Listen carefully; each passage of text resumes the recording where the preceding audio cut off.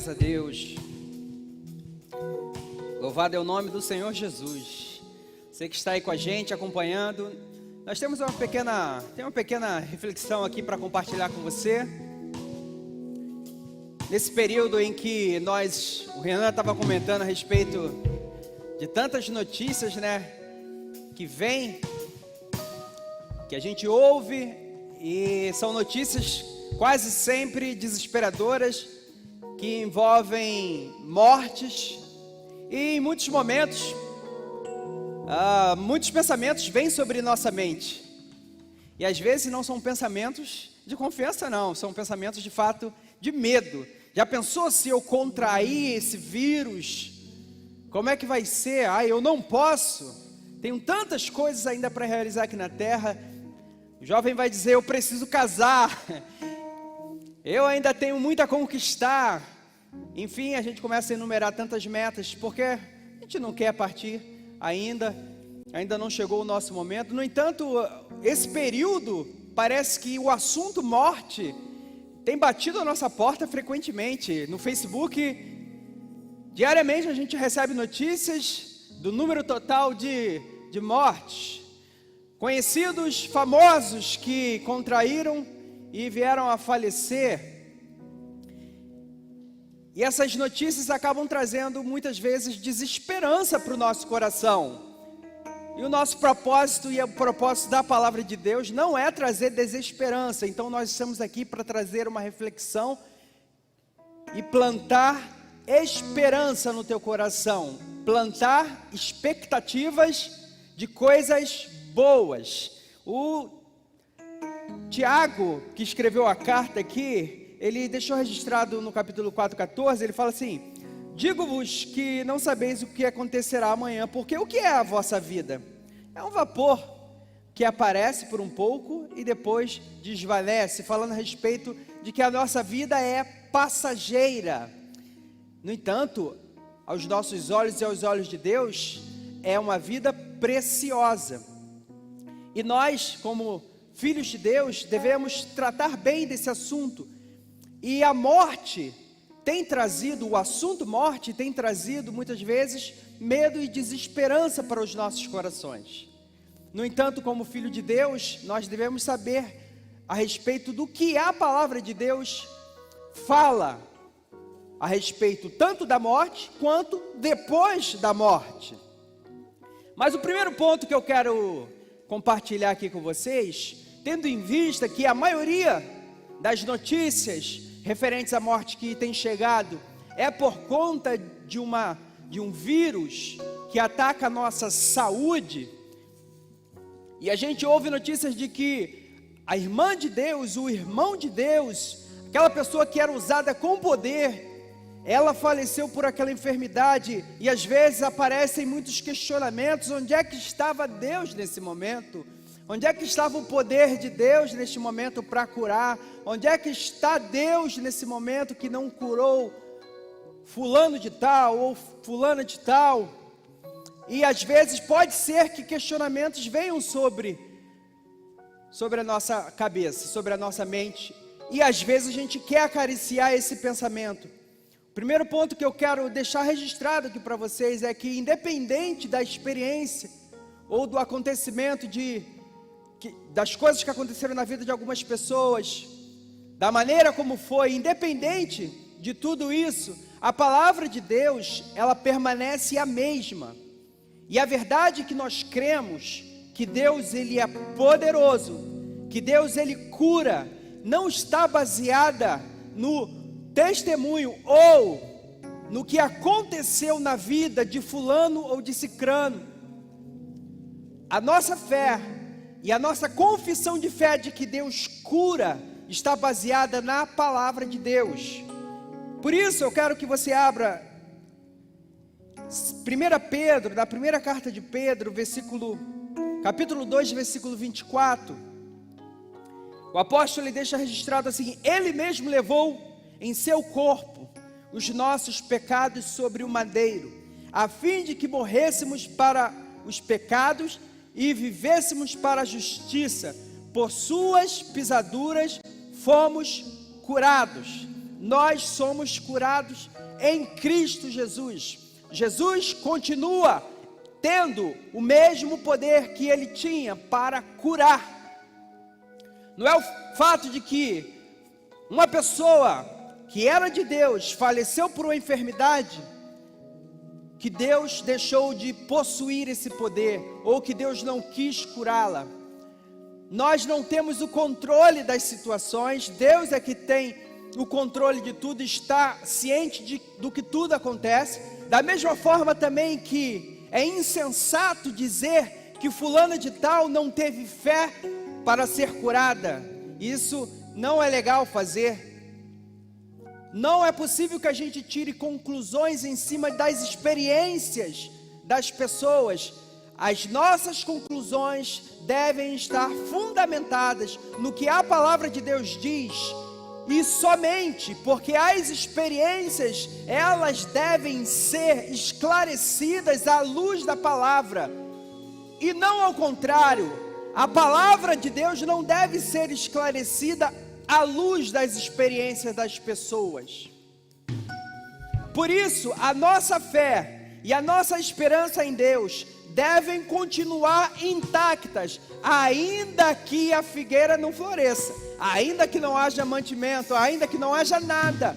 Mas existe uma palavra de Deus firme e forte, que está escrito que Ele é comigo, que Ele é fiel, que Ele é poderoso, que Ele está conosco. Então, a tua esperança, o teu posicionamento tem de estar firmado no que a palavra de Deus diz, e não em cima do que tem acontecido. Se a palavra de Deus diz que Deus, Ele levou sobre si todas as nossas enfermidades, então é verdade que Deus cura, que Deus tem todo o poder, que Deus continua sendo poderoso para curar. Ah, mas fulano de tal não foi curada. Não importa se fulano de tal não foi curado, se fulano de tal não foi curada. O que importa é o que a palavra de Deus diz, e eu e você devemos estar firmados na palavra de Deus, firmados sobre a rocha, a palavra de Deus. Construa a sua casa de fé em cima da rocha, que é a palavra de Deus, e não em cima de experiência das pessoas. Segundo ponto, que a palavra ela é rápida, a gente ainda vai compartilhar a ceia do Senhor. Segundo ponto que eu quero tratar aqui com vocês a respeito da morte na perspectiva humana. O assunto morte, ele naturalmente causa em nós um desconforto. Não é legal falar sobre morte, ninguém gosta de falar a respeito de morte. Afinal, morte é um momento de dor, morte é um momento de tristeza, morte é um momento de pesar, é um momento de choro, de lamentação. E isso é natural e não há nada de errado nisso, porque essa é uma perspectiva nossa, humana, e como humanos nós temos essa sensibilidade, temos essa direção de sentirmos a perda de um ente querido, sentirmos a perda de um familiar, de uma pessoa que a gente prezava. E além disso, indo um pouco mais a fundo nessa questão, a morte, na perspectiva do mundo, é o fim. A morte, na perspectiva do mundo, é o final de tudo. A morte, na perspectiva do mundo, é o fim de toda a era da existência daquelas pessoas. E como isso é o fim de tudo, acaba que mais distância ainda queremos, ou no caso o mundo quer distância a respeito dessa morte, dessa experiência. E como nós vivemos no mundo, muitas vezes toda essa maneira de lidar com esse assunto acaba atingindo a gente, e em muitos momentos nós estamos também vendo a morte somente, entenda a palavra somente nessa perspectiva, a morte como sendo o final de tudo, como sendo algo somente de pesar, que de fato é. A palavra de Deus vai dizer que nós estamos no mundo, mas nós não somos deste mundo. Significa que, e eu falei isso aqui no painel online na semana passada, nós vivemos em duas dimensões paralelas.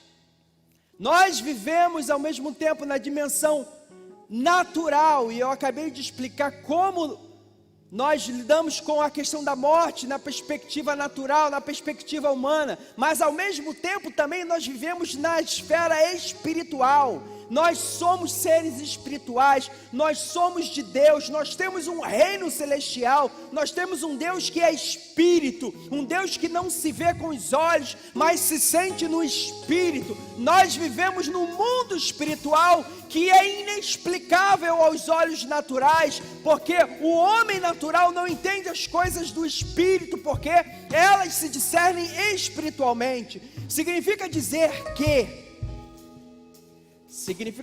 que a morte também tem uma perspectiva natural, uma perspectiva espiritual.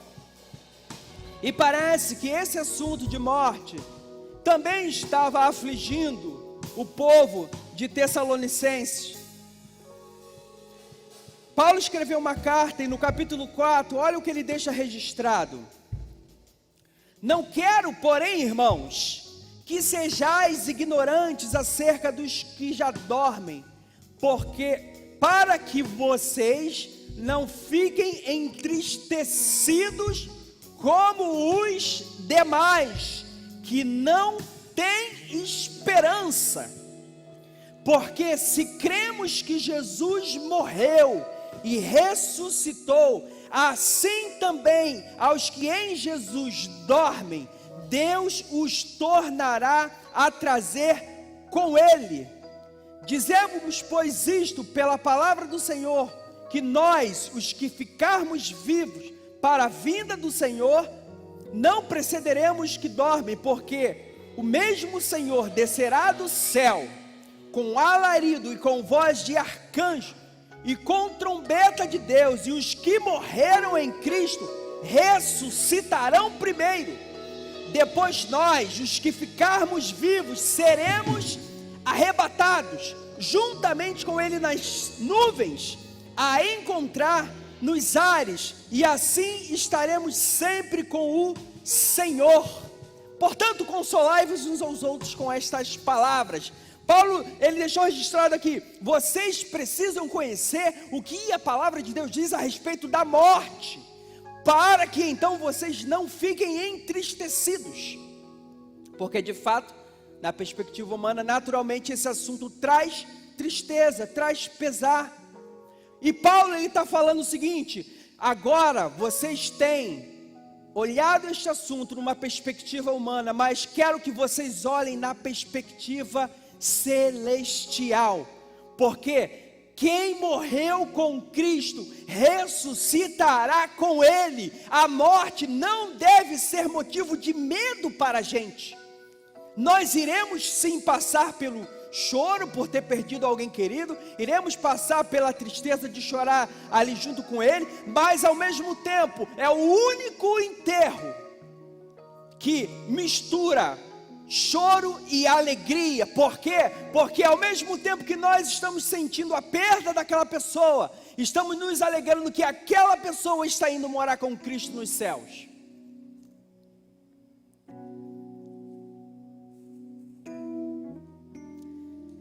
O salmista, ele deixa registrado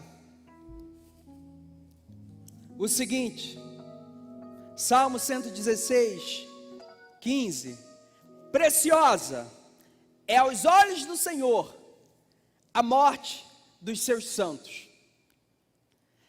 Eu sei que esse assunto é um assunto delicado de se falar, afinal eu não quero morrer, você não quer morrer. No entanto, quando o nosso momento chegar, a nossa expectativa é de que, eu estarei me encontrando com o meu Deus, o meu Senhor. A morte para a gente não é o fim de tudo. A morte para o mundo, escute essa palavra.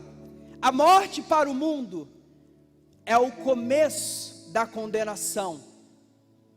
A morte para os filhos de Deus é o começo da vida eterna. E quando está registrado que a morte dos seus santos é preciosa aos olhos do Senhor, é porque agora estaremos com o Senhor eternamente. Significa que aqueles que dormem com o Senhor viverá com Ele eternamente. Será ressuscitado com Cristo.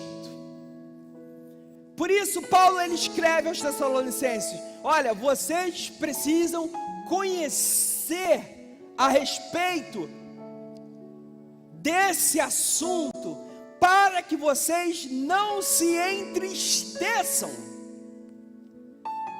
Porque, naturalmente, aquele povo estava sendo rodeado por uma situação de morte, e havia o temor, havia o medo no coração deles, e Paulo estava dizendo: olha só, saiba que para agora, para nós, os filhos de Deus, a morte não é o fim, a morte é o começo. E você pode ter, de repente, perdido alguém da sua família, e até agora você não consegue lidar com essa perda, não consegue lidar com essa partida dessa pessoa. Se essa pessoa ela morreu com Cristo, tenha no teu coração o seguinte: ela agora está nos braços do Pai, ela está com Cristo,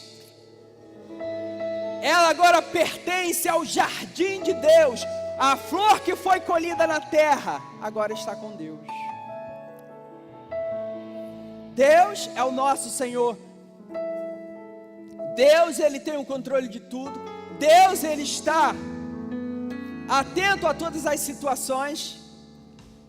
E muitas vezes a gente não entende a partida de alguém, de um ente querido, e a gente questiona e não aceita o fato, e fica remoendo, e aquela tristeza consome o coração, não deixa que a gente viva por conta daquele acontecimento.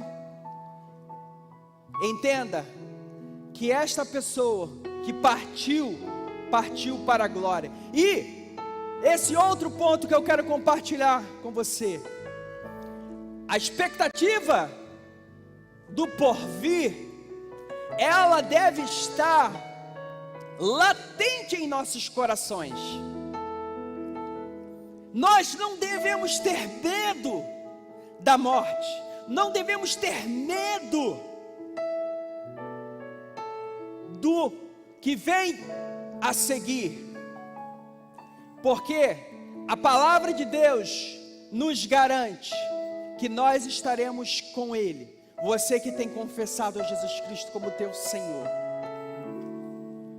E todas as experiências que eu tenho ouvido, relatos de pessoas que tiveram a experiência de ser arrebatado, o relato é o seguinte: não orem para eu ficar aqui nesta terra, me deixa partir, porque lá é muito melhor que aqui. Lá é muito melhor que aqui. Paulo, ele passou pela experiência de ser arrebatado.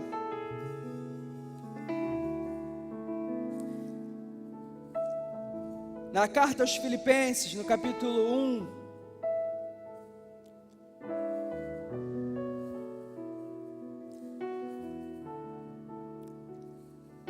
versículo 19, olha o que o apóstolo Paulo, ele deixa registrado: porque sei disto, que me resultará salvação pela vossa oração e pelo socorro do Espírito de Jesus Cristo, segundo a minha intensa expectação e esperança de que nada serei confundido. Antes, com toda a confiança, Cristo será, tanto agora como sempre, engrandecido no meu corpo.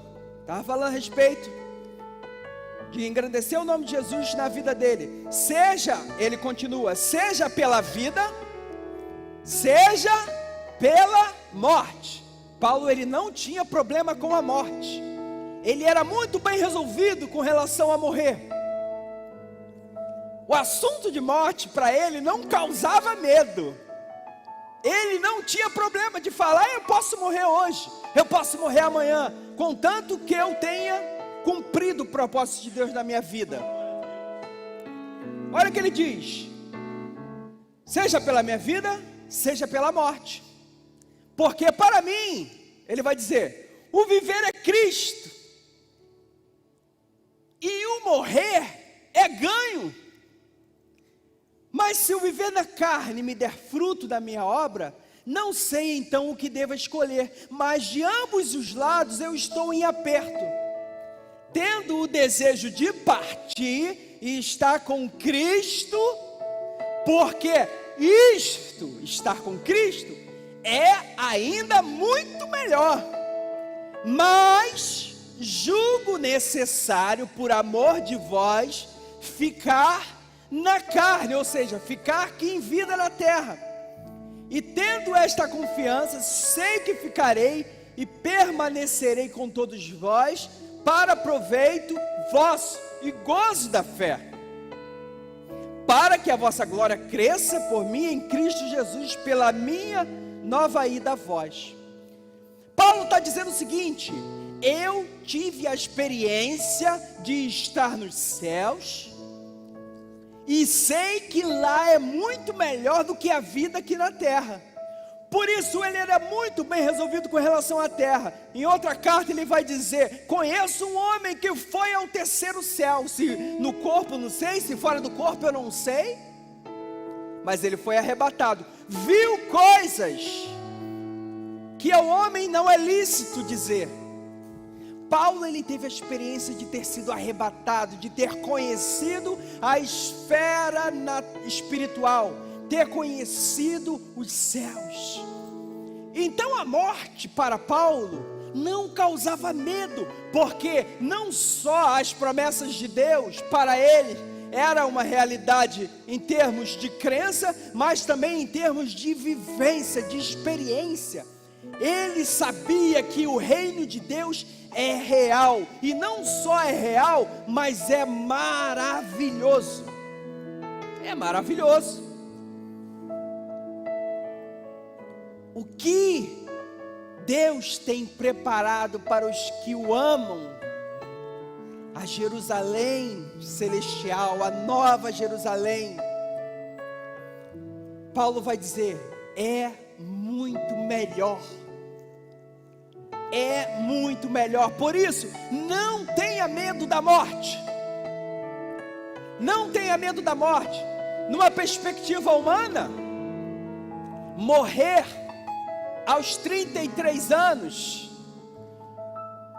crucificado como um bandido, como um ladrão, na perspectiva humana foi uma vida jogada fora.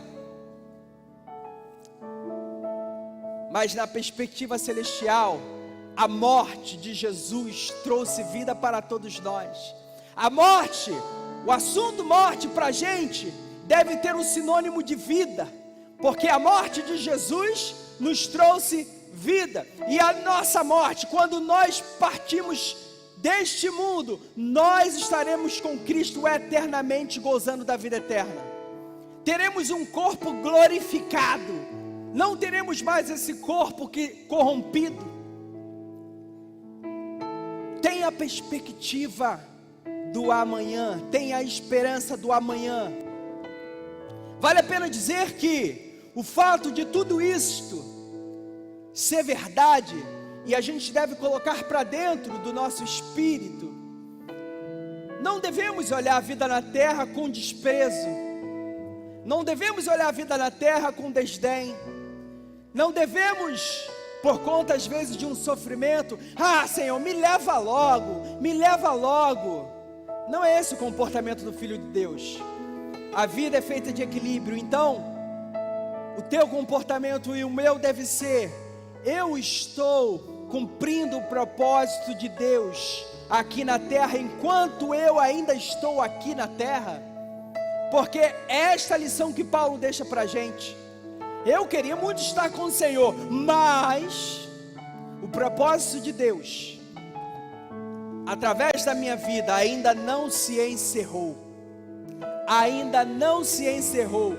Quando o propósito de Deus é cumprido e a pessoa tem a consciência das realidades espirituais, ela vai dizer igual foi, se eu não me engano, Simeão falou: Senhor, os meus olhos já viram o rei, pode me levar.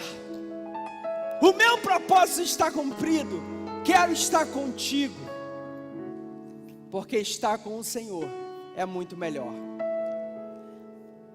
Que esta palavra de fé e esperança tenha frutificado no teu espírito. Não tenha medo da morte. Não tenha medo da morte. Nós não devemos ter medo da morte. Eu não devo ter medo da morte. Como aqueles irmãos moravianos, que já está muito difundida essa história. Se venderam como escravo para poder entrar em uma ilha e lá então pregar a palavra de Deus para as pessoas.